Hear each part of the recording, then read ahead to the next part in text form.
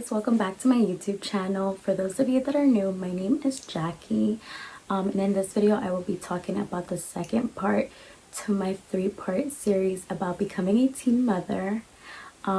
So if you haven't checked out my last video, you can go ahead and check that out. In that video I talked about how I found out I was pregnant, how I felt about it, my initial reaction, and how I disclosed it to my mother. So if you would like to check it out, it's in my last video. In this video, I will be talking about the labor and delivery process of it all.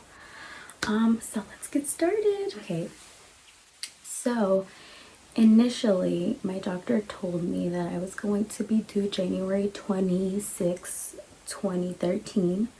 But when I had my ultrasound done, the ultrasound tech told me that I was due January 28, 2013, and sure enough, he was actually born January 28th. So pretty much January 26th, I started having contractions. It was a Saturday. It was around 3 a.m. However, they were not really close together. They were more spread out. They were like kind of every 10, every 15 minutes.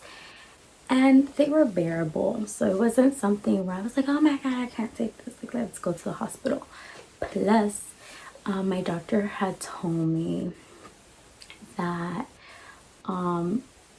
if I were to go to the hospital, in order for me to stay at the hospital, either one, my water had to been broken, or two, I would have to be 4 centimeters dilated.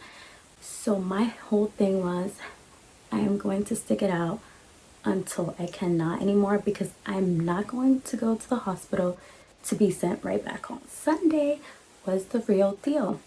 My contractions were like every 10, every 8, every 5, every 2. So it kind of just kept shifting back and forth. And like I said before, I was not going to risk going to the hospital to just be sent home. So throughout all of Sunday, I just had these contractions. I was walking around and walking around, especially at night, because it got to the point where I was just really irritated, because I had been with contractions since like 3 a.m. Saturday, and we were talking about it's already 11 p.m. Sunday, and literally I feel like nothing's happening. I'm just having contractions. My water hasn't broke yet. So I was just walking in the living room, like back and forth, back and forth, back and forth. And then I finally decided I'm going to lay down. And it was funny because I was reading one of those books, like What to Expect When You're Expecting. It was kind of something like that. And my mom was on the couch next to me, and she was falling asleep. Then around 11:45 p.m., I had like this really bad contraction, like a really horrible contraction. Like, mind you, contractions are already bad as they are, but this contraction was not like any of the other contractions I had been having throughout the day. I felt all this pressure and I just wanted to get up. So I was gonna get up to walk. Next thing you know, when I get up finally from the couch, my water breaks and I look down. Literally, I look down and I'm like, and then it's like a mother's instinct, because my mom opened her eyes so quick and she's like, what's wrong? Mothers have instincts like no other. And I told her, I was like, Mom, my water broke. And she's like, are you sure? Are you sure you didn't just pee? I'm like, no, I'm sure my water broke. I mean, obviously, I didn't know what, it was supposed to be like, but I'm pretty sure that's what it was. And that's exactly what it was. So, I ended up going to the restroom, and obviously I was bleeding. So I was like, okay, it's time, and I text my son's father and I'm like, my water just broke, I'm on my way to the hospital. And that's when it becomes real. Like, I was so anxious to meet my son. And then when it was finally time to go to the hospital, I just got really nervous. Like, I just felt really nervous overall. But I was ready to meet him. So, it was exciting at the same time. And so I got to the hospital, and sure enough, my water had broken and I was already 4 centimeters dilated when I got there. Originally, I wanted to have a natural birth, no epidural. I wanted to have a vaginal delivery. And I feel like sometimes I jinxed myself because I ended up having a C-section. And I remember that a week before I was due, I told my grandma, I said, Grandma, if they tell me I'm gonna have a C-section, I am leaving the hospital, I am coming back home, and I'm gonna have this baby, and I don't know how, but I am not letting these doctors cut me up. And I feel like I really jinxed myself when I said that because I ended up having a C-section. But anyways, I was there, I was having contractions, and they were like bad to the point where when I was like 6 centimeters dilated, I believe, I wanted to get an epidural. And my mom was like, no, like don't do it. It's gonna mess up your back. You know, all these superstitions. Plus, I did not want an epidural because I had spoken to other people and they told me that it was the most painful thing ever. Mind you, I'm a very curious person, so I went and YouTubed it, and the needle that was gonna go into my spine was not it. I did not want that needle in my spine at all. So they gave me another kind of medication. I don't really remember if they put in my thigh. I'm pretty sure it was my thigh. And it's just a medication that helps you like rest pretty much. And the nurse told me, like, this medication will help you sleep. It will make you sleepy, but it will not take away your contractions. Sure enough, I was knocked out, but every single time I had a contraction, I felt every single second of the contraction. Like literally I was holding on to the bed rails and I was just like in so much pain. It was really bad. Then around 9 a.m. Monday morning, I'm finally 9 centimeters dilated, almost 10. All of a sudden I just feel the urge to push at that point. And this nurse, I told her, I was like, I feel like I have to push. And I start pushing. And let me tell you, this is the worst hospital ever. No wonder it closed. If you guys know what hospital I'm talking about, just gonna say that it was not the correct hospital to go to, first of all. But anyways, the nurse told me to start pushing. Nobody was there attending me. I was pushing by myself with my mom in the room. I pushed for 3 hours straight. And then the nurse comes and she's like, you need to stop pushing because you're putting pressure on the baby's head. I'm like, I can't stop pushing. And then my mom is like, Jackie, you have to try to stop. Like at this moment, I'm flipping out on them, on both my mom and the nurse, because I'm in so much pain. One, I'm having contractions. And two, if you have kids, you know that once you start pushing and you have that urge to push, you can't stop. So she's like, well, either you stop pushing or you're gonna have to get an epidural because you have to stop pushing. And at this point, I'm like, well, I can't stop pushing, period. Like, I just couldn't stop.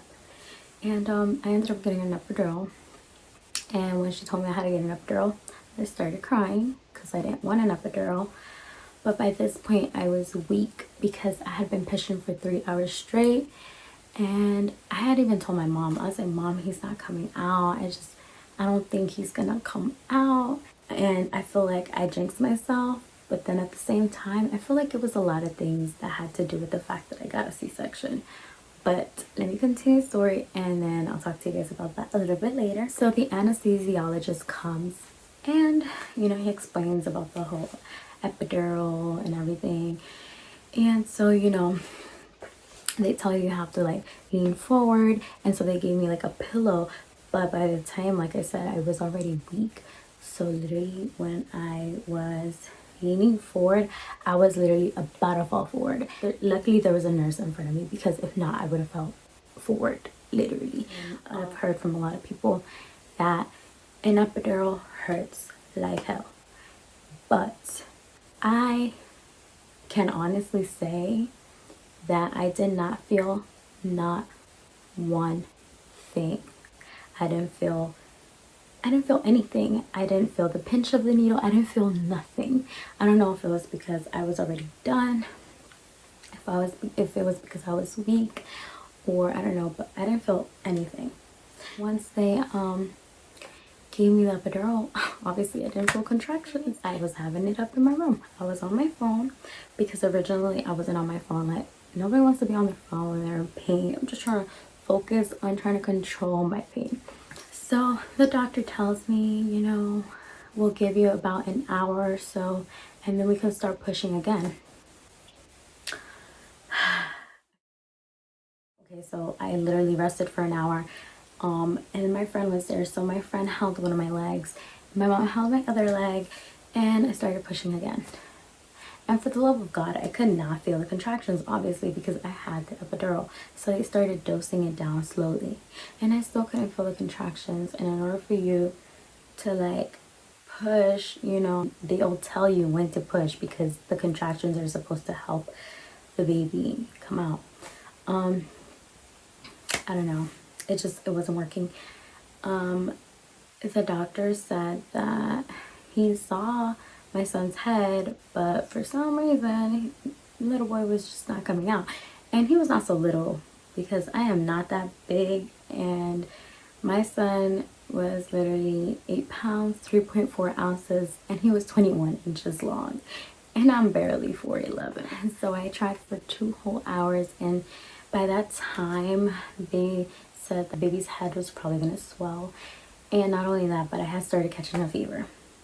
And you know that a fever is literally an indication of infection. So it was time to go into a C-section. So like literally when they told me C-section, I started crying. Because one, I did not want a C-section. I had already gotten an epidural, which is what I didn't want. And then now for them to tell me like, oh, you have to go to the C-section, I didn't want to do it. They got me ready for a C-section and they dosed down the epidural completely. On my way to the OR, Lord, I felt like I was going to die with the contractions. So then I didn't analyze everything, but now like analyzing every single thing, I honestly feel like my contractions were never strong enough to help my baby come out at that moment, because the contractions that I felt going to the OR, those were killing me. More than anything, I was pissed. Like, I was like, can you dose up the epidural? I could feel everything. I mean, they were already gonna cut me open, so screw me, right? Like, I'm already getting cut open, so why make me suffer on my way to the OR? Like, I was like, dose it up, and I was just mad. And then finally, when they dosed it up, the anesthesiologist was like, oh, are you happy with me now? Are you still mad at me? Like, you guys are taking me to OR because you guys are going to perform a C-section, so I don't see the point of me suffering anymore, to be honest with you. So that happened. Then in the C-section, it took them a while to get my son out because my son's head was already in the birth canal pretty much. So they had to kind of bring him back up and then take him out. So it took them a while, but you know, in that moment, my mom was like, oh my God, I see his hair. And she starts crying. My son had a head full of hair. It was the cutest thing ever. And beautiful black hair. He comes out, they show him to me, but it's not the same. I can honestly say having a C-section and having a natural birth is probably not the same at all, because when you have a C-section, you can only see them. You can't really, like, you can't physically touch them. You can't physically hold them. You don't get that skin to skin right away. So that was a really big bummer for me. I saw him, I looked at him, but it just wasn't the same feeling as when I held him for the first time. So, you know, they sew me back up, whatever. They take me to my room, and he was born at 3:02 p.m. and then I'm in my room like around almost 5. It was almost 5 when I got back to the room. Then they told me that they were gonna bring him around 7. You know, I was with my best friend. Her husband was there. My son's father was there. My mom was there. Everybody was there. And there was a little bit of tension in the room because, you know, my mom didn't like my son's father. my relationship with my son's father was not like, the best at the time. So he was like in a corner over there somewhere. My mom and her husband were here, and my friend and her husband were here on this side. It was just a lot. So I'm in this room and I'm waiting for my baby, and it's 7 o'clock and the baby's still not here. And then it's like 7:30 and then the baby's still not there. And then it's 8 and the baby's not here. 2 hours later. And I even asked the nurse, when are you guys gonna bring him? And she was like, oh, we're gonna bring him soon. Okay. So I started getting really irritated. I told my friend, I was like, you guys need to find out, like, where's my baby? And so now this is around 9 already. So I was really pissed. I was like, the next nurse that comes up in here, I'm literally gonna curse her out, because what the are you guys doing? Like, where's my baby? Like, I need to see my baby. I was just really irritated. Honestly, I was just cracking at this moment. My friend's husband, well, boyfriend at the time, husband now, goes, and this is funny to me because I cannot deal with him. Like, I hate him. He goes into the hallway and he sees a baby that's like near my door. And he's like, hey, I see un negrito over there. I'm like, what the hell? I hate him. He's like, but I'm not sure if this is yours. I was like, okay, this better be my baby, because I'm telling you. And yeah, so finally we brought him in to the room. And I finally held him for the first time. I'm telling you, the whole birthing experience, I was exhausted. The whole experience was just exhausting. Not to mention the drama that I had during the stay at the hospital. I might leave the drama for last in this video. It just really depends if I want to talk about the drama that happened at the hospital while I was there. So in that moment, when they finally put my baby in my arms, it was like, I don't know how to explain it. Like, if you guys have kids, you know what I'm talking about. Like, it's so unexplainable. And I literally forgot that anybody was in the room at that moment. Like, it was the most amazing feeling ever. And just remembering, like, gets me so emotional, because when I first saw him, I didn't really like have all these emotions because I could not touch him, I could not feel him. And when I saw him in my arms, he was just perfect. And that's what I told him, literally. I was like, you're perfect. And I'm crying at this point. Tears are just rolling down my cheeks, because it's a lot. Like, becoming a teen mother is a lot. Having to sacrifice so many things for another human being is a lot. But if you ask me, like, would I make the sacrifice over again? Yes, any day. Without a doubt, I would go through it all over again. C-section and all. I mean, like, the feeling was amazing. And I was crying, and in my head, I was just, promising him all these things. I forgot all the tension that was in the room at that moment. It was just me and him, and it was perfect. But yeah, so that's pretty much the labor and delivery process that I went through. I hope you guys liked this video. Don't forget to like and subscribe. And in the last part of this 3-part series of becoming a teen mother, I will be talking about what life has been like after my son. So since I birthed him up to now that he's 7 years old, I'm going to let you guys know a little bit about everything that's happened in these past 7 years and some of the things that I've accomplished. And yeah, and we'll see you guys in the next video.